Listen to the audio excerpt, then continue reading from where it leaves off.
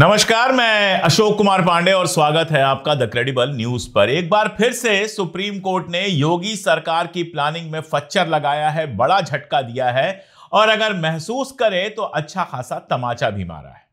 मामला है बरेली का। बरेली में आप जानते हैं 26 सितंबर 2025 को आई लव मोहम्मद वाले जुलूस के बाद हिंसा भड़की थी और उसके बाद योगी सरकार जैसा करती है, कानूनन कार्रवाई करने से ज्यादा बुलडोजर की सहायता ली गई। इसमें कहा गया कि मौलाना तौकीर रजा जो हैं IMAC के चीफ, वो इसके लिए जिम्मेदार हैं और साथ में सपा के दो नेता सरफराज वली खान और राशिद खान को भी इस हिंसा के लिए जिम्मेदार ठहराया गया। यह घटना आप जानते हैं।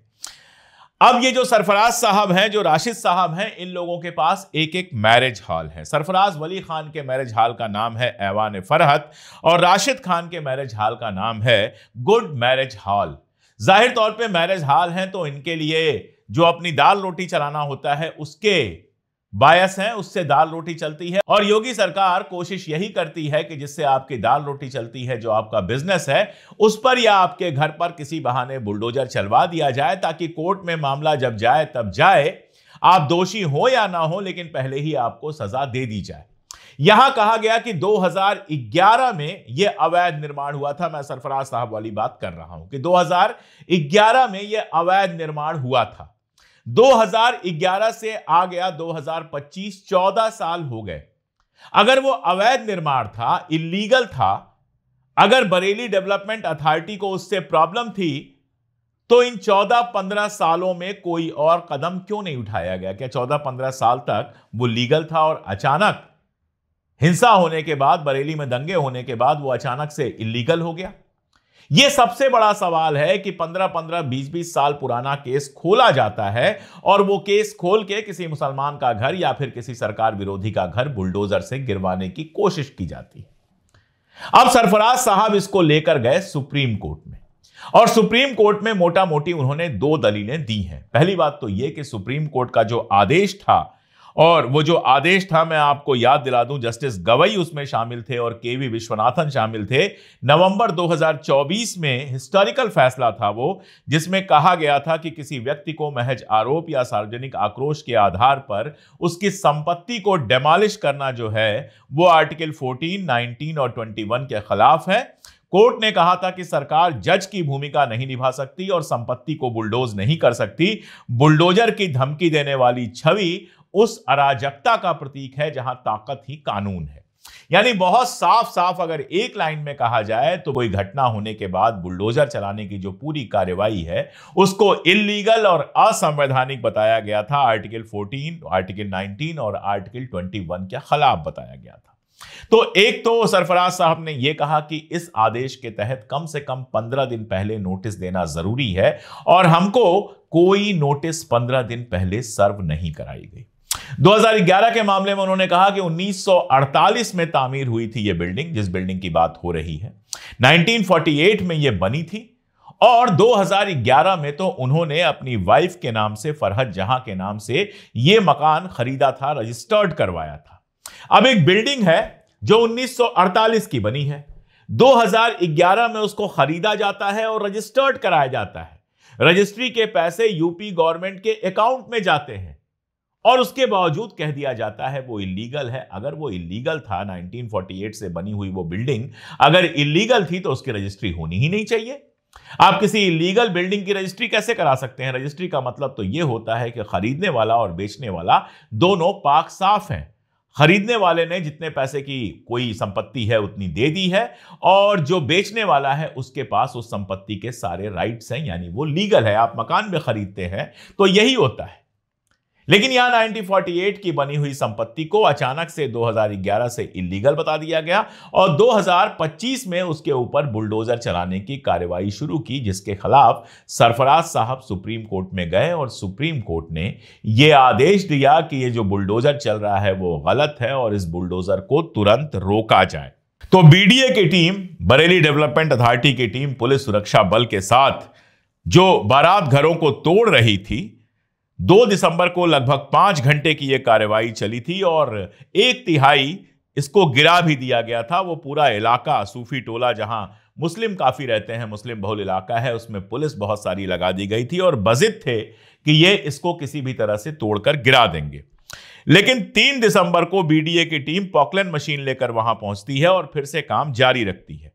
4 दिसंबर को 2 दिन तक बुलडोजर का काम यह चलता है। 4 दिसंबर गुरुवार के तीसरे दिन भी बीडीए 11:30 बजे बुलडोजर लेकर मैरिज हॉल पर पहुंच तो गई थी, लेकिन सरफराज वली खान के वकील ने जो सुप्रीम कोर्ट में दावा किया था वहां से रोक लगा दी गई, स्टे कार्रवाई कर दी गई। तो गुरुवार को तीसरे दिन जब ये लोग पहुंचते हैं तो इनको सुप्रीम कोर्ट का स्टे दिखाया गया, जिसके बाद बीडीए के अधिकारियों ने तुरंत कार्रवाई रोक दी और जो संयुक्त सचिव यूपी के बताए जाते हैं दीपक कुमार, उन्होंने फोन किया बीडीए के जो वाइस प्रेसिडेंट हैं डॉक्टर मणिकंडन उनको कि मशीन मौके से वापस बुलाई जाए और आधे घंटे में ही योगी जी की मशीन सुप्रीम कोर्ट के आदेश की वजह से वापस लौट गई। असल में सुप्रीम कोर्ट में न्यायाधीश विक्रमनाथ, जस्टिस विक्रमनाथ और जस्टिस संदीप मेहता की बेंच ने 4 दिसंबर 2025 को 7 दिन की राहत दी है कि 7 दिन तक बुलडोजर नहीं चल सकता और इस बीच में कहा है कि 10 दिसंबर तक स्टेटस को मेंटेन कीजिए और 226 के तहत, आर्टिकल 226 के तहत याचिकाकर्ता यानी सरफराज साहब को कहा है कि आप हाई कोर्ट में जाइए, हाई कोर्ट में वाद दाखिल कीजिए। हम सुप्रीम कोर्ट में इसको सुनेंगे तो नहीं, लेकिन हाई कोर्ट में इन्हीं जो आधार आपने सुप्रीम कोर्ट में दिए हैं, इन आधार से आप याचिका दाखिल कीजिए और वहां पर मुकदमा लड़िए। यानी सुप्रीम कोर्ट ने एक बात तो बहुत क्लियर कर दी कि जो आधार बताए जा रहे थे गिराने के 2011 वाले, वो पहली नजर में उसको सही नहीं लगे, जिसकी वजह से उसने एंट्रिम रिलीफ दी है कि अगले 7 दिन तक बुलडोजर नहीं चलेगा। यह 7 दिन का टाइम दिया हुआ है कि आप हाई कोर्ट में याचिका दाखिल कीजिए और हाई कोर्ट से इसी आधार पर स्टे ले आइए, तब आगे भी बुलडोजर नहीं चलेगा। यह मोटा मोटी वो कानूनी बात है जो इसके पीछे है, लेकिन कानूनी बात से बहुत आगे आप सोच के देखिए। सुप्रीम कोर्ट नवंबर 2024 में ऑर्डर पास करता है कि 15 दिन की नोटिस के बिना बुलडोजर नहीं चलाया जा सकेगा और बरेली का एडमिनिस्ट्रेशन 2011 की किसी नोटिस का जिक्र करके, वो भी नोटिस है कि नहीं पता नहीं, 2011 के मामले का जिक्र करके सीधे बुलडोजर लेके पहुंच जाता है बिना नोटिस दिए। इसका मतलब क्या है?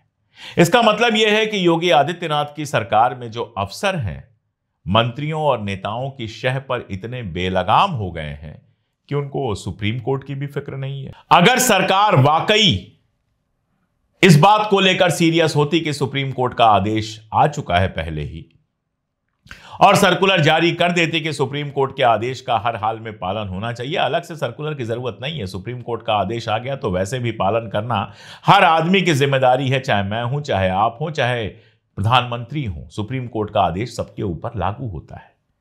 तो अगर सुप्रीम कोर्ट से जरा सा भी डर होता तो बिना 15 दिन की नोटिस दिए इस तरह से बुलडोजर नहीं चलता। यानी बहुत सिंपल सा मामला है कि सुप्रीम कोर्ट के आदेशों का शायद यूपी में कोई महत्व नहीं रह गया है और बुलडोजर को लेकर सुप्रीम कोर्ट ने एक बार नहीं कई बार कई बातें कही हैं। प्रयागराज में यानी इलाहाबाद में जो बुलडोजर चला था, वो मामला जब सुप्रीम कोर्ट में गया तो जस्टिस एएस ओका और जस्टिस उज्जवल भुयान की पीठ ने कहा था, यह हमारी अंतरात्मा को झकझोर देता है। आश्रय का अधिकार, कानून की उचित प्रक्रिया नाम की भी कोई चीज होती है और ये एक ऐसा मामला था जिसमें राहत के लिए अदालत का जो रुख किया था मकान मालिकों में, जिसमें कई लोगों के घर तोड़ दिए गए थे, उनको 10-10 लाख रुपए मुआवजा देने की बात की थी। कहा था कि यूपी गवर्नमेंट इनको 10-10 लाख मुआवजा देगी। यानी बहुत सीधी सी बात है कि कोर्ट ने यह माना था कि यूपी की जो गवर्नमेंट है उसने इल्लीगल कार्रवाई की है। जुर्माना जो होता है वो एक तरह से सजा होती है और यूपी सरकार को उसने सजा दी थी। यह अलग बात है कि 10 लाख रुपए में कौन सा मकान बन के तैयार हो जाता है। 4 कमरों का मकान बनाना हो तो भी 10 लाख रुपए में नहीं होगा, लेकिन चलिए यह कम से कम हुआ कि कड़ी चेतावनी की जगह 10 लाख रुपए का मुआवजा लगाया गया।